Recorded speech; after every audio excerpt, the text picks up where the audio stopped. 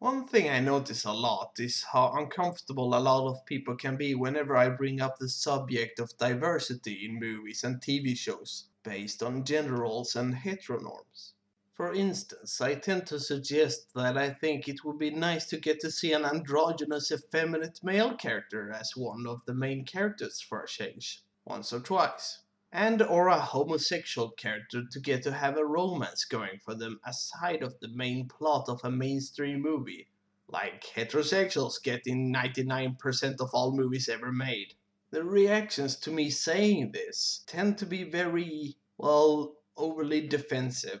For the former thing I suggested, they say that I want to destroy masculinity, even though all I'm asking for is diversity. Also, some of my favorite all-time characters include Batman, Superman, Judge Dredd, and Wolverine, just to name a few. All four of which are very masculine characters. And here's the thing, I do accept the fact that the majority of men and the majority of women are making it apparent that there are differences between the two genders from a generalized point of view. And I don't mean to say that has to vanish.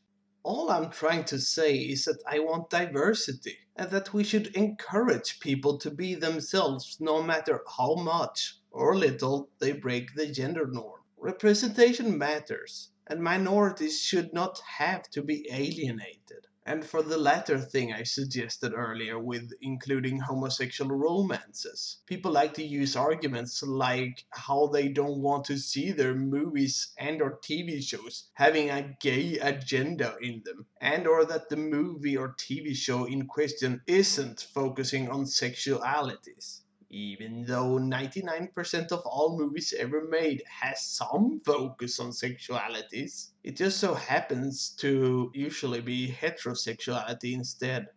I would understand problems with some sort of gay agenda if the movie or show seems to suggest or imply that everyone should be gay and or bisexual, and that heterosexuality isn't a good thing to be.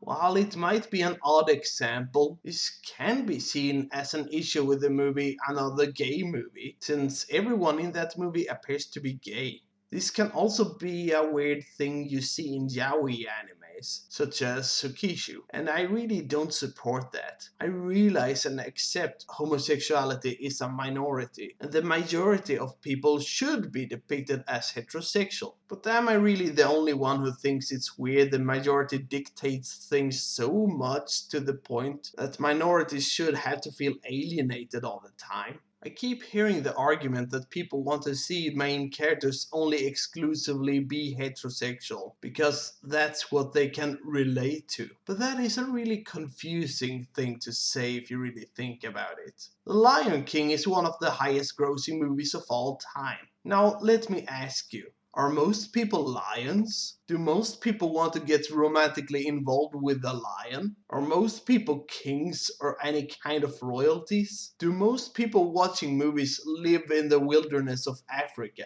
The truth is, it's not really about that at all. It's all about bigotry. Many years ago, people would say there's no chance women would be anything but damsels in distress or love interests or sexual objects in movies and shows, because that's just the way it is. Then we got to see Uhura in Star Trek on the bridge in an important position. And then in Alien, we got Ellen Ripley as the main action star, even written in ways you'd expect a male character to be written. She was a masculine androgynous female character, and people loved her. Yet, when I suggest the opposite, to see an effeminate androgynous male character, people freak out. It's a gender double standard we seriously need to work on to get rid of.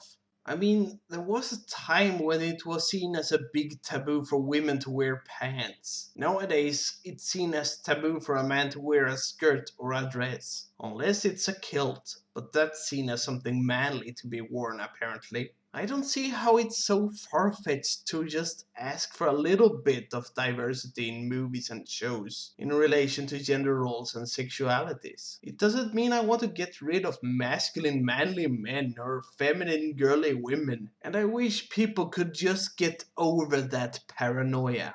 Like, Take a movie or show where there are 5 or 6 main characters. Why would it be so difficult to just let one of them break the gender norms or heteronorms? And doing it without making it an offensive stereotype? I know what some of you will say, that creators should have the creative freedom to do what they want and not be forced into being politically correct. And you know what? You're absolutely right.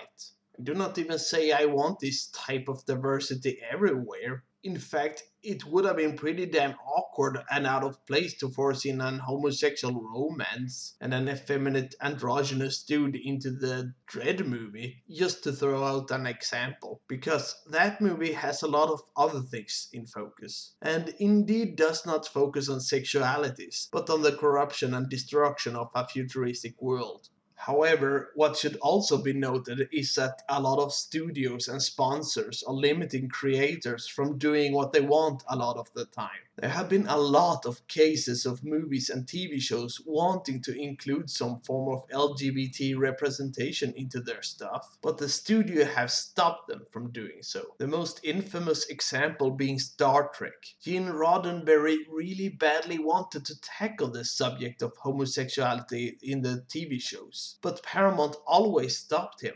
And with the forced in heterosexual romances and heterosexual sexy moments in the new rebooted Star Trek franchise, it feels like Paramount is indirectly pissing on Gene Roddenberry's grave. I still don't think creators should be forced to include any PC or progressive stuff in their fiction just for the sake of having it there. Don't get me wrong, but it shouldn't be prohibited either. I know studios for movies and TV shows are very concerned with making money, but I don't see how it would hurt to test the waters a little. Especially nowadays when we have a lot more LGBT acceptance than in the past. Heck, one could already say Frodo from Lord of the Rings is an effeminate androgynous male character, and both him and Bilbo in the Hobbit movies appear to be asexual and aromantic, which is pretty nice too. It's not outright stated, but it doesn't need to be. It's just there. But of course, because of heteronorms, people will often get upset when you bring this up. They might say something like, hey, we never get to know their sexual preferences, so stop assuming things. Yet, if you would talk to them about how you wonder if Bilbo or Frodo ever had or will have any girlfriend, they would welcome your point of view with open arms, even though that is also to make assumptions. But it's an assumption people tend to be more comfortable with. And on some fronts, it does keep getting better now. Like, we get to see Mitch at the end of Paranorman openly state he has a boyfriend, and we got to see one of the superheroes in Kick-Ass 2 openly admit he's gay, which others fully support and don't mind. Not to mention, TV shows like Game of Thrones and Flash and Gotham and The Walking Dead dares to have homosexual and bisexual stuff in them. We do get to see some characters breaking the gender norms as well, but it's sadly very rare for male characters to do and more encouraged for female characters to do. But you can find some examples, like the character Griffin in Men in Black 3. Though he still looks very much like a typical guy. I guess the movie showcases some stuff with transvestites, but it's mostly there for the sake of the Andy Warhol joke.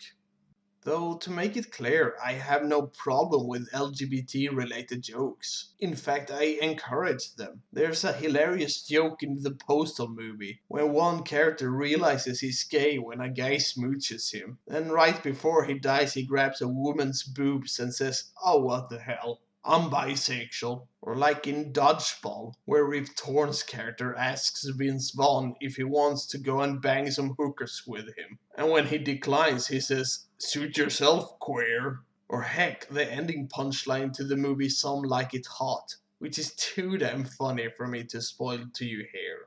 I'm starting to ramble here, but my point with this whole video is to get the message out that I'm not trying to be some oversensitive social justice warrior or something who wants everything to be catered to me and can't accept or deal with how the world works. In fact, I'm glad it's rare and unusual for someone to be agender or pansexual. It makes me appreciate it more when I do get to see a character I can relate to and even have as a self-insert type of character. It's just that I never never get to see that happen.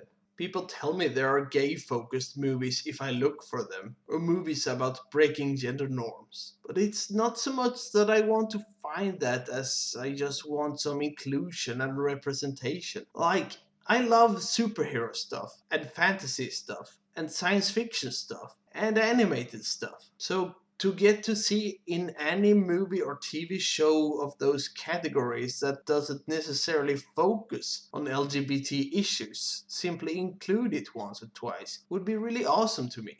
A bit of diversity is not a bad thing. Let's not allow the extremists of either side of the argument make us incapable of coming to an understanding of each other's point of views. Nothing is in black and white, and I think it's very important we learn to understand that. People fitting into the gender norms and heteronorms should not be antagonized, nor should gender norms and heteronorms by themselves be antagonized either. But neither should people breaking these gender norms be antagonized either. Everyone is different, and that's what makes life so awesome to experience. Curve us out.